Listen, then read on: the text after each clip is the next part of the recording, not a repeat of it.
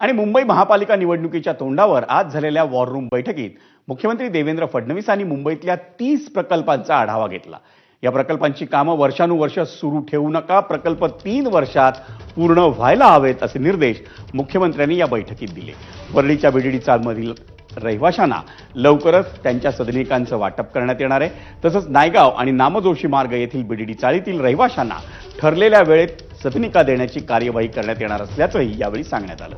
त्याशिवाय मुंबईतील विविध मेट्रो प्रकल्प, ऑरेंज गेट ते मरीन ड्राईव्ह बोगदा, बोरिवली ते ठाणे जोड बोगदा, Uttan Virar sea link, Sewri Worli elevated corridor,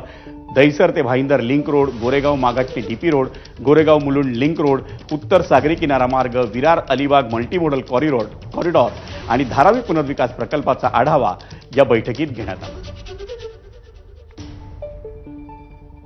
याच्यामध्ये विशेषतः आपल्या एमएमआर रिजनमध्ये मल्टी मॉडेल कॉरिडॉर असेल किंवा जीएमएलआर असेल, गोरेगाव मुलुंड लिंक रोड,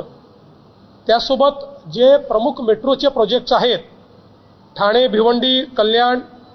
वडाळा कासरवडवाली, स्वामी समर्थनगर ते विक्रोळी,